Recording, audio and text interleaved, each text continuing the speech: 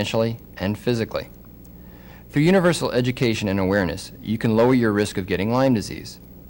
Here at the Lyme Disease Foundation, we've developed a two-tiered workplace awareness program for your use. The first step to our plan is educate. This can be done through group health meetings, where the symptoms, diagnosis, and treatment of Lyme disease should be explained to staff members. Materials for developing such a meeting are provided in your kit. A slideshow, as well as printed materials, are provided for educating employees about Lyme disease and how to prevent it. Other educational steps employers can take are distributing flyers, displaying posters, and making this video and the included slideshow available to employees for use at home or with civic groups. The second step in this workplace awareness plan is protect. This means that both employers and their staffs have a responsibility to practice prevention measures designed to limit the risks of contracting Lyme disease. As we go along, we'll show you what proper prevention measures are and how to institute them on the job. If you work in a job that takes you outdoors to wooded or grassy areas, you may be especially at risk for Lyme disease. Professionals who deal with animals also risk exposure.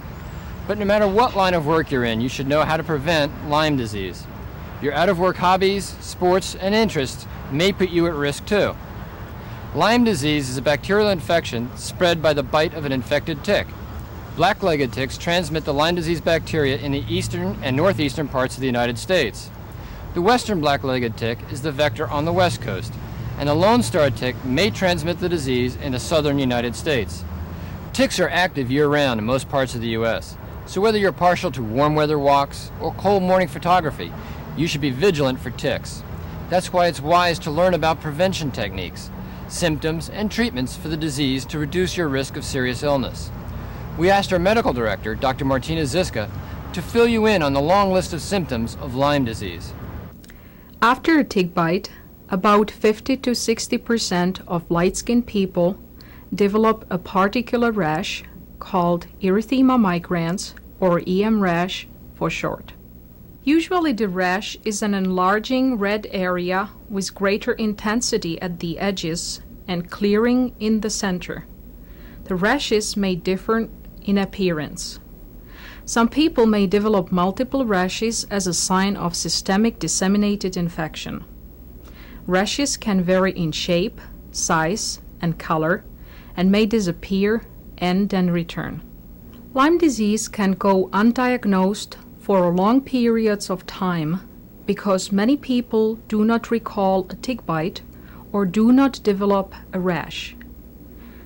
Besides rash, there are other symptoms of early Lyme disease. They include flu-like symptoms, headache, muscle pain, nausea, and fatigue. If Lyme disease is undiagnosed and untreated in these early stages, it disseminates throughout the body. Therefore, the early diagnosis and treatment are extremely important. After dissemination, Lyme disease usually affects either joint, heart, or nerve system. Cognitive ability may also be affected, presenting as short-term memory problems, confusion, and poor performance at work or school. Behavioral changes may also occur. A common symptom of Lyme disease is arthritis, joint, or muscle pain, which can sometimes be severe or disabling. Late-stage symptoms are often referred to as chronic Lyme disease because many patients have persistent or recurring symptoms for long periods of time despite treatment. Lyme disease can hit hard. That's why it's so important to try to prevent the illness and to get diagnosed and treated as soon as you suspect you may have Lyme disease. Lyme disease is difficult to diagnose because of the many varied symptoms. Plus, there is no test yet available which can confirm the presence of the bacterium in your body. While no commonly used test can confirm or rule out Lyme disease, there are tests available which your physician can use as aids in diagnosing your case. The most common testing procedure is antibody testing. This test detects whether a person's immune system is reacting to the presence of the bacteria. For these reasons, Lyme disease is considered a clinical diagnosis, which means that your doctor uses clinical information, like your medical history, signs and symptoms, whether you know of a tick bite, and your lifestyle, combined with laboratory tests, to formulate a diagnosis of Lyme disease. So when you visit your doctor, be sure to have as much information ready as possible. If you should be diagnosed with Lyme disease, treatment is another area in which you and your doctor will have to work together. While antibiotic therapy is considered standard treatment, there is no one drug universally accepted for Lyme disease patients. Issues concerning dosage, when to begin treatment, method of administration, and duration of treatment are still being debated by the medical community. So most physicians take each case on an individual basis when determining the best options for that particular patient. Another area of controversy is whether or not people should be treated as soon as they receive a tick bite. The Lyme Disease Foundation recommends that doctors take steps to prevent possible physical, emotional, and financial hardships of Lyme disease by prescribing antibiotics as a precaution at the time of a known tick bite by a type of tick that can transmit Lyme disease. There are other diseases spread by ticks too. Rocky Mountain spotted fever, ehrlichiosis, babesiosis, Colorado tick fever, and relapsing fever are all tick-borne diseases present throughout the United States. But the good news is that Lyme disease and other tick-borne diseases are readily preventable. In order to minimize any risk, you must first understand how and when you're at risk. Let's consider how you may be at risk for Lyme disease while you're at work. If you have a job where you work outside in areas with vegetation, you're probably already aware of the risks of Lyme disease. Many professionals are obviously at risk for Lyme disease. Foresters, parks personnel, veterinarians, groundskeepers, animal control officers. All of these positions incorporate job settings in potentially tick-infested sites. But many at-risk workers don't even realize they're exposed to tick-infested areas. For instance, this reporter and her videographer don't think of themselves as being outdoor workers, yet their assignment on any given day can take them near or even into the woods. And this meter checker usually stays in urban areas, but once in a while his route takes him into the brush, where small rodents and birds can easily deposit ticks.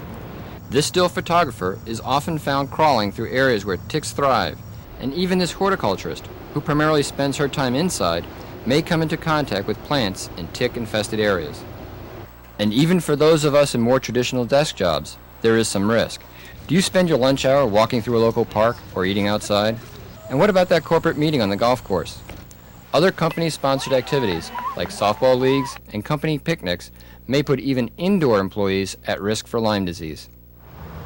So does this mean you have to stay locked inside all the time? Or quit your life's calling as a groundskeeper? Absolutely not. Just being aware of the dangers of Lyme disease and how Lyme disease is contracted is half the battle. There are specific actions you, as an employer or an employee, can take to protect yourself and coworkers while on the job.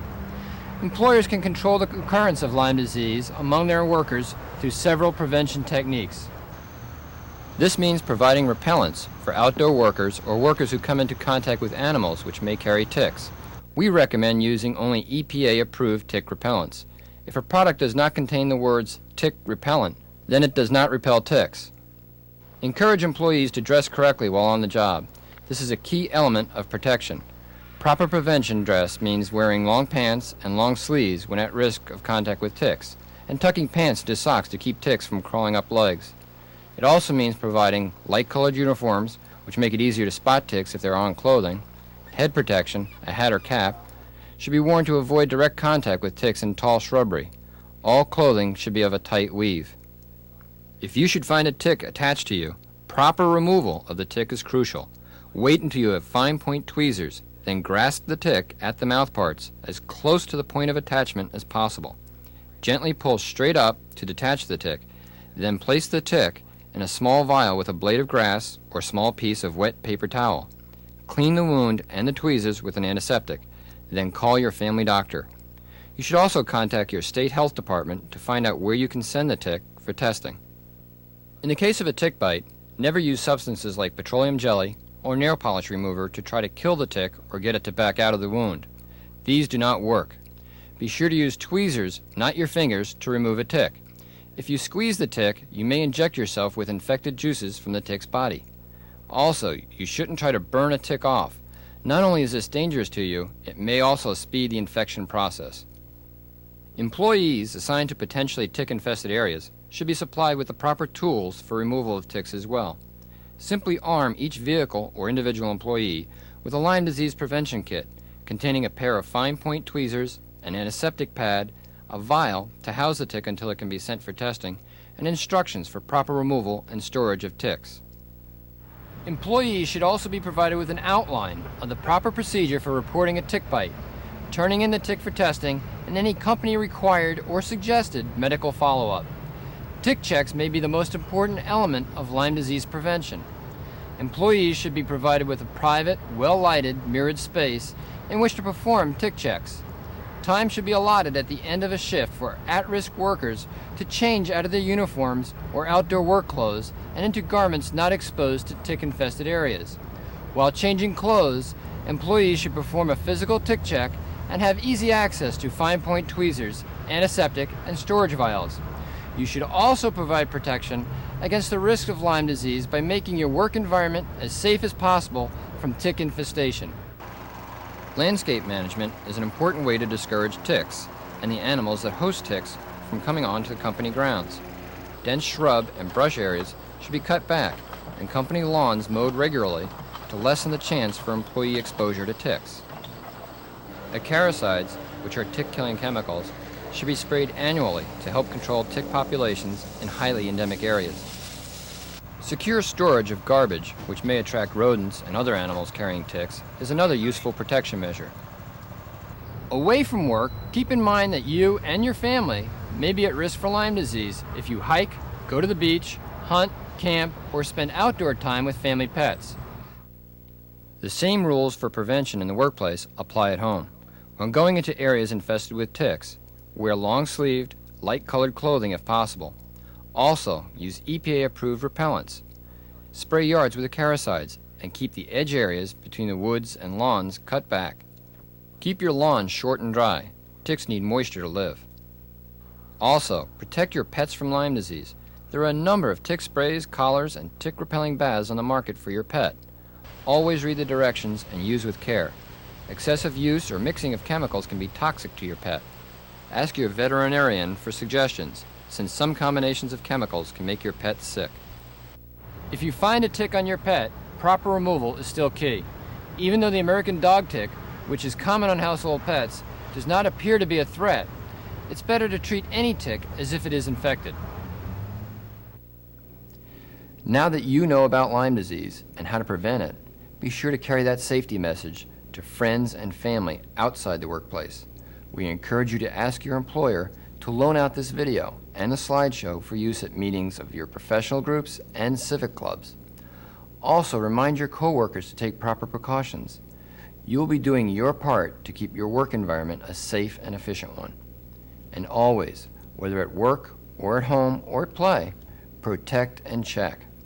If you'd like more information on Lyme disease or would like to learn more about our programs available for school-age children, self-help groups, and community events, please call us here at the Lyme Disease Foundation.